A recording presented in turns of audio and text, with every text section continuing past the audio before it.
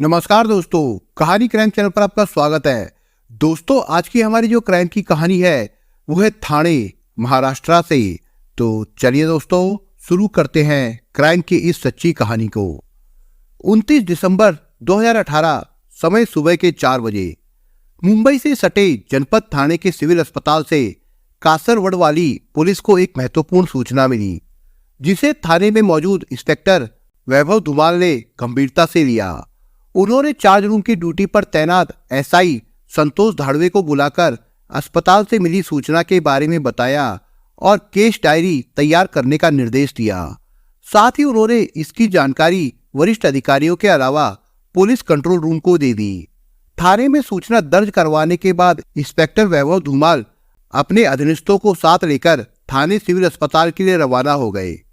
जिस समय police team अस्पताल परिसर में दाखिल हुई, तब तक डॉक्टरों ने उस व्यक्ति को मृत घोषित कर दिया था, जिसे संदिग्ध अवस्था में अस्पताल लाया गया था और लाने वाले उसे अस्पताल में छोड़कर गायब हो गए थे। पूछताछ करने पर पुलिस को पता चला कि मृतक को अस्पताल में उपचार के लिए रात के 3:30 बजे लाया गया था। उसे लाने वालों में एक सुंदर महिला और एक हट्टा कट्टा युवक था। उनका कहना था कि वो व्यक्ति घायल अवस्था में उन्हें कलवा बांध विलगांव की सुरंग के पास सड़क किनारे तड़पता हुआ मिला था। शायद वो किसी भारी वाहन की चपेट में आ गया होगा। इंसानियत के नाते वे उसे अस्पताल ले आए थे। घायल की स्थिति देखकर डॉक्टर उसके उपचार में जुट गए। डॉक्टर घायल के बारे में कुछ बताते उससे पहले ही उसे लाने वाली महिला और युवक दोनों अस्पताल से गायब हो गए। मृतक की उम्र 30 साल के आसपास थी। उसके सिर पर घाव और गले पर खरोंचे के अलावा काले रंग का एक गहरा निशान भी था। अस्पताल के डॉक्टरों और अस्पताल में तैनात पुलिस कांस्टेबल के बयानों के हिसाब से मामला काफी जटिल था। इंस्पेक्टर वैभव ने मृतक के शव का बारीकी से निरीक्षण किया तो उन्हें ऐसा कुछ भी दिखाई नहीं दिया जो महिला और उसके साथी युवक ने अस्पताल के डॉक्टरों और कांस्टेबल को बताया था। फिलहाल प्राथमिकी कार्रवाई के बाद इंस्पेक्टर वैभव ने शव का पंचनामा बनाकर उसे पोस्टमार्टम के लिए भिजवा दिया और थाने लौट आए। थाने लौटकर इंस्पेक्टर धुमाल ने अपने सहायकों के साथ विचार विमर्श कर तफ्तीश की रूपरेखा तैयार की। इसके साथ ही उन्होंने इस बारे में डीसीपी अविनाश आमोरे, एसीपी महादेव और थाना प्रभारी दत्तात्रेय डोले को बताकर तफ्तीश शुरू कर दी। जांच आगे बढ़ाने के लिए मृतक की शिनाख्त जरूरी थी। वो कौन था, कहाँ रहता था, उसे अस्पताल लाने वाली महिला और युवक कौन थे, जैसे कई सवाल थे जिनका जवाब मिले बिना तफ्तीश आगे नहीं बढ़ सकती थी। अस्पताल के सीसीटीवी के जो फुटेज मिले उनमें मृतक और उसे लाने वालों की तस्वीरें स्पष्ट थी। सारी कड़ियों को जोड़ना आसान तो नहीं था, लेकिन नामुमकिन भी नहीं था। सोच विचार कर इंस्पेक्टर ने अपने स्टाफ के अनुभवी कर्मचारियों की एक टीम तैयार की और उसे 2 भागों में बांटकर अलग अलग जिम्मेदारियां दे दी। पहली टीम को उन्होंने कलवा बांध विलगांव सुरंग के पास की सच्चाई का पता लगाने भेज दिया, जिसका जिक्र डॉक्टर और कांस्टेबल के बयानों में आया था। दूसरी टीम को उन्होंने अस्पताल से मिले सीसीटीवी के उन फुटेज के आधार पर आसपास के गांवों में जाकर मृतक और उसे अस्पताल लाने वालों के बारे में जानकारी हासिल करने को कहा। कहावत है कि विश्वास का वृक्ष कभी नहीं सूखता। इस मामले में भी ऐसा ही हुआ। पहली टीम बांध विलगांव से खाली हाथ लौट आई थी। बांध विलगांव के पास ऐसा कुछ नहीं हुआ था जैसा उस महिला और युवक ने डॉक्टरों को बताया था। इंस्पेक्टर धुमाल को जो संदेह था वो सही निकला। इंस्पेक्टर धुमाल को विश्वास था कि कोई ना कोई राह जरूर निकलेगी। शक की सुई सीधे हत्या की तरफ इशारा कर रही थी। ये बात पोस्टमार्टम रिपोर्ट से भी स्पष्ट हो गई थी। पता चला उसके सिर पर घातक वार तो किया गया था, लेकिन उसकी मौत गला घोटने से हुई थी। साफ पता चल रहा था कि उसकी बेरहमी से हत्या करके पुलिस को गुमराह करने की कोशिश की गई थी। इसी वजह से वो महिला और युवक शक के दायरे में आ गए। पहली टीम को भले ही कोई सुराग नहीं मिला था, लेकिन दूसरी टीम खाली हाथ नहीं लौटी। इस टीम ने उस ऑटो वाले को खोज निकाला जिसके ऑटो से मृतक को अस्पताल लाया गया था। ऑटो वाले की निशानदेही पर पुलिस टीम मृतक के परिवार वालों तक पहुंच गई। उसके परिवार ने मृतक की शिनाख्त गोपी नायक के रूप में की। गोपी नायक पत्नी और बेटी के साथ घोड़बंदर रोड गायमुख इलाके की टीएमसी कॉलोनी में रहता था। वो थाने म्यूनिसिपल कॉरपोरेशन में नौकरी करता था। इंस्पेक्टर वैभव धुमाल ने तत्काल मृतक गोपी नायक के भाई दिलीप नायक और परिवार वालों से पूछताछ की। जब दिलीप नायक को अस्पताल ले जाकर शव दिखाया गया तो वो गोपी नायक का शव देखकर फूट फूट कर रोने लगा। दिलीप नायक को अस्पताल की सीसीटीवी फुटेज दिखाई गई तो उसने गोपी नायक को अस्पताल लाने वाली महिला और उसके साथ के युवक को पहचान लिया। वो महिला मृतक की पत्नी प्रिया नायक थी और उसके साथ वाला युवक उसका बॉयफ्रेंड महेश कराले था। पुलिस ने गोपी नायक के भाई दिलीप नायक की तहरीर पर केस दर्ज करके शव गोपी नायक को सौंप दिया। इंस्पेक्टर धुमाल अपनी टीम के साथ जब गोपी नायक के घर पहुंचे तो प्रिया घर में नहीं थी। पूछताछ में पड़ोस वालों ने बताया कि उनका घर पिछले 2-3 दिन से बंद है। जब उन लोगों को ये जानकारी मिली कि गोपी नायक की हत्या हो गई है तो वे सन्न रह गए। उनका कहना था कि एक ना एक दिन ये होना ही था। उन्होंने भी उंगली प्रिया और महेश कराले की ओर उठाई। पुलिस टीम को हत्या की सारी कड़ियों को जोड़ने के लिए साक्ष्यों की जरूरत थी। उन्होंने कॉलोनी के 2 व्यक्तियों को पंच बनाकर घर की तलाशी ली तो वहां घर की साफ सफाई के बाद भी गुनाह के निशान मिल ही गए, जिन्हें देखकर पुलिस टीम को यह समझने में देर नहीं लगी कि हत्या की साजिश घर के अंदर ही रची गई थी। घर के बेडरूम और बाथरूम के फर्श पर पड़े खून के धब्बे हत्या की पूरी कहानी बयां कर रहे थे। पुलिस टीम ने घटनास्थल का बारीकी से निरीक्षण करके तेजी से तफ्तीश शुरू कर दी। पुलिस टीम ने प्रिया और महेश के सभी उन ठिकानों पर दबिश दी जहां जहां उनके मिलने की संभावना थी। घटना को 36 घंटे से अधिक का समय बीत गया था। ऐसे में इस बात की पूरी संभावना थी कि प्रिया और महेश शहर छोड़कर कहीं चले गए होंगे या शहर छोड़ने की कोशिश में होंगे। ये सोचकर पुलिस टीमों ने शहर और जनपद की नाकेबंदी करा दी, साथ ही मुखबिरों को भी सचेत कर दिया था। नतीजा ये निकला कि घटना के 1 सप्ताह बाद पुलिस ने मुखबिरों की सूचना पर 5 जनवरी 2019 की रात प्रिया नायक और महेश कराले को उस समय गिरफ्तार कर लिया जब वे अपने गांव से पैसों का जुगाड़ करके महाराष्ट्र से बाहर भागने की तैयारी में थे। मैट्रिक पास 28 साल की प्रिया नायक जितनी खूबसूरत और स्मार्ट थी उतनी ही महत्वाकांक्षी थी।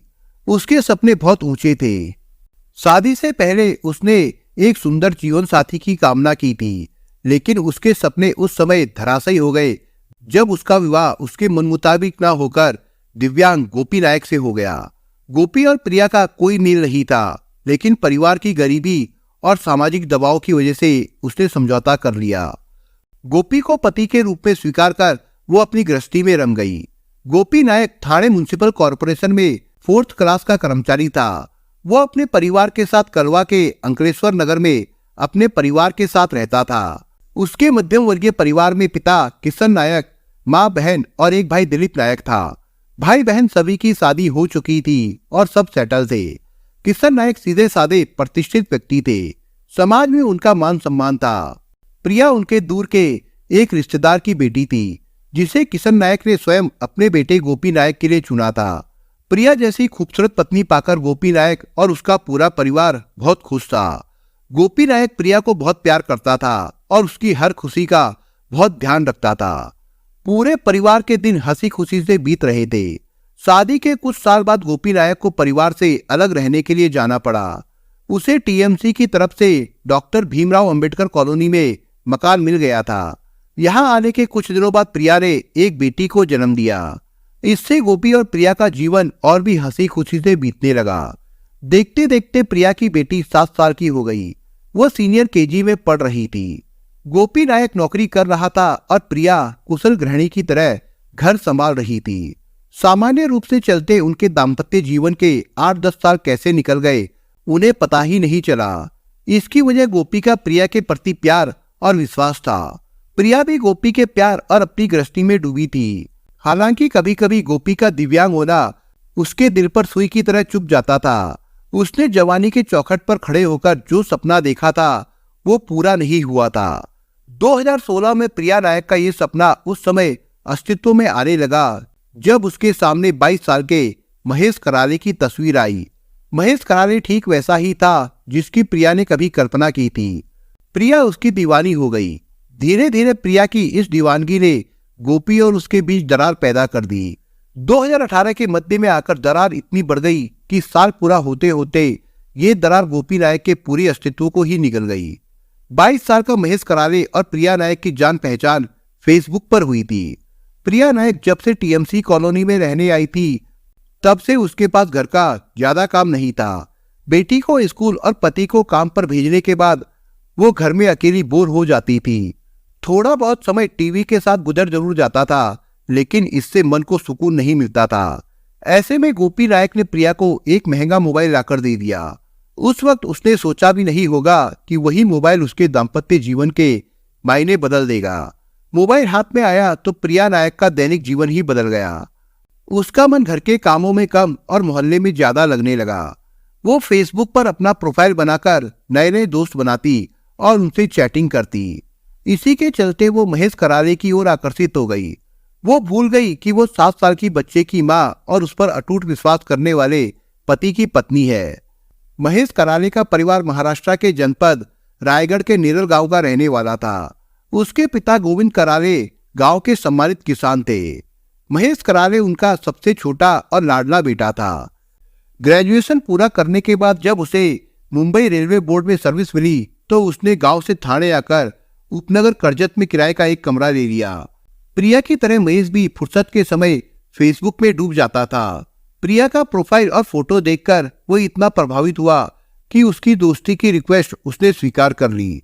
फेसबुक के माध्यम से दोनों की 2 सालों तक दोस्ती चलती रही। दोनों फोन पर भी बातें करने लगे थे। मिलने मिलाने की बात भी होने लगी। घटना से 6 महीने पहले दोनों एक तयशुदा जगह पर मिले और एक दूसरे के आगोश में उन्होंने सुकून खोज लिया। एक बार जब मर्यादा टूटी तो फिर ये एक आम सी बात हो गई। जब भी मौका मिलता दोनों अपनी जरूरतों को पूरा कर लेते थे। शुरुआती कुछ दिनों तक प्रिया नायक और महेश करारे का मिलना जुलना पार्कों और रेस्टोरेंटों तक ही सीमित था। फिर धीरे धीरे ये सिलसिला प्रिया के घर तक पहुंच गया। चूंकि ऐसी बातें छिपती नहीं है, इसलिए इसकी भनक आस पड़ोस के लोगों तक पहुंची तो उनमें कानाफूसी होने लगी। ये भनक गोपी नायक के कानों तक भी पहुंच गई। उसने जब प्रिया से सच्चाई जानने की कोशिश की तो उसने बड़ी सफाई से इस बात को ऐसे घुमाया कि गोपी चुप रह गया। महेश करारे को उसने अपना दूर का भाई बताया, जिससे बात वहीं खत्म हो गई। प्रिया ने महेश करारे को अपना भाई बताकर अपने पापों को छिपाने की पूरी कोशिश की थी, लेकिन इसमें वो पूरी तरह कामयाब नहीं हो पाई। उसके कारनामों का सच एक दिन सामने आ ही गया। प्रिया मोबाइल में से उसके और महेश करारे के नंबर, मैसेज और सेल्फी वगैरह ने हर राज से पर्दा उठा दिया। सब कुछ देखकर गोपी नायक का दिमाग घूम गया। प्रिया से उसे ऐसी उम्मीद नहीं थी। वो प्रिया को बहुत ही प्यार करता था, उसकी सारी जरूरतें पूरी करता था। उसने किसी तरह अपने आप को संभाला और इस मुद्दे पर प्रिया को आड़े हाथों लिया। यही नहीं, उसने प्रिया का मोबाइल फोन भी ले लिया। इसके साथ ही वो प्रिया को मानसिक और शारीरिक रूप से टॉर्चर भी करने लगा। ये सब प्रिया और महेश की सहन शक्ति से बाहर हो गया था। तंग आकर उन दोनों ने गोपी नायक को ठिकाने लगाने का फैसला कर लिया। इसलिए वो धीरे धीरे पति से दूरियां बढ़ाती गई, लेकिन सीधा साधा गोपी इसे समझ नहीं पाया। जब तक ये सब उसकी समझ में आया तब तक काफी देर हो चुकी थी। अपनी योजना के अनुसार घटना के 1 सप्ताह पहले महेश करारे ने गोपी को अपने रास्ते से हटाने के लिए अपने एक परिचित केमिस्ट की मदद से ढेर सारी नींद की गोलियां खरीदी और लाकर प्रिया को दे दी। साथ ही उसे समझा भी दिया कि मौका मिलते ही गोपी को कैसे देगी। घटना के दिन प्रिया ने वैसा ही किया भी, जैसा महेश करारे ने कहा था। उसने गोपी नायक की बियर में करीब 30 गोलियां डाल दी, लेकिन पता नहीं क्यों गोपी नायक पर नींद की गोलियों का उतना असर नहीं हुआ जितना होना चाहिए था। वो आधी निंद्रा में बेड पर पड़ा करवटें बदलता रहा। प्रिया ने जब ये बात महेश करारे को बताई तो वो गोपी के घर आ गया। उसने 7 लाख फिनाइल का इंजेक्शन गोपी के शरीर में लगा दिया। जैसे जैसे समय बीत रहा था वैसे वैसे प्रिया और महेश करारे की दिल की धड़कनें बढ़ती जा रही थी। उनकी धड़कनें तब और बढ़ गई जब गोपी पर फिनाइल के इंजेक्शन का भी कोई असर नहीं हुआ। वो बाथरूम में जाकर उल्टियां करने लगा। प्रिया और महेश से ये सब सहन नहीं हुआ तो दोनों ने गोपी को खुद मौत की नींद सुला दिया। महेश करारे ने गोपी नायक का गला पकड़ा और प्रिया ने घर के अंदर रखे लोहे की रॉड से उसके सिर पर वार किया। इसके बावजूद गोपी अपने आप को बचाने के लिए बाथरूम से भागकर बेडरूम में आया, लेकिन वो गिरकर बेहोश हो गया। उसके बेहोश होने के बाद भी महेश करारे और प्रिया ने अपनी तसल्ली के लिए एक बार फिर पूरी ताकत से उसका गला दबाया। गोपी नायक की बेरहमी से हत्या करने के बाद दोनों ने संतोष की सांस ली। इसके बाद दोनों गोपी के शव को ठिकाने लगाने के बारे में विचार विमर्श करने लगे। काफी सोच विचार के बाद दोनों इस नतीजे पर पहुंचे कि पुलिस को गुमराह करने के लिए गोपी को घायल बताकर थाने सिविल अस्पताल ले जाए और उसे डॉक्टरों के हवाले करके वहां से निकल जाए। इस योजना के तहत रात 2 बजे दोनों मृत गोपी के लहूलुहान शव को स्कूटर पर लादकर थाने बांध विलगांव की सड़क पर ले गए। वहां गोपी के शव को लेटाकर महेश ने अपना स्कूटर पासी झाड़ियों में छिपा दिया। वहां से ऑटो पकड़कर दोनों गोपी नायक के शव को अस्पताल ले गए और डॉक्टरों के हवाले करके वो वहां से निकल गए। दोनों अस्पताल और पुलिस कांस्टेबल की नजरों से तो बचकर निकल गए, लेकिन अस्पताल की तीसरी आंख से वो बच नहीं पाए। अस्पताल से निकलकर प्रिया और महेश करारे गोपी के घर आए। उन्होंने घर के अंदर बेडरूम और बाथरूम के फर्श पर बिखरे खून की साफ सफाई कर दी। 5:30 बजे प्रिया ने अपनी बेटी को उठाया और घर में ताला लगाकर महेश करारे के साथ निकल गई। वहां से दोनों सीधे माथेरान हिल चले गए थे, लेकिन पैसों की कमी की वजह से महेश प्रिया को लेकर अपने गांव आ गया ताकि पैसों का जुगाड़ करके प्रिया को कहीं दूर ले जा सके। दोनों कहीं जा पाते इससे पहले ही पुलिस के हत्थे चढ़ गए। दोनों ने योजना तो अच्छी बनाई थी, लेकिन उनका गुनाह छिप नहीं सका। जांच अधिकारी इंस्पेक्टर वैभव धुमाल ने प्रिया नायक और महेश करारे से पूछताछ के बाद उनके खिलाफ धारा 302, 228, 201 और 120B के तहत मुकदमा दर्ज किया और उन्हें थाने के मेट्रोपॉलिटन मजिस्ट्रेट के सामने पेश किया, जहां से दोनों को जेल भेज दिया गया था। दोस्तों, इस कहानी के बारे में आपके विचार क्या है, हमें कमेंट बॉक्स में जरूर बताएं। और दोस्तों, अगर आपको हमारा काम पसंद आया हो तो वीडियो को लाइक शेयर जरूर करिए। और अगर आपने अभी तक चैनल को सब्सक्राइब नहीं किया हो तो जाने से पहले चैनल को सब्सक्राइब जरूर करिए दोस्तों। धन्यवाद।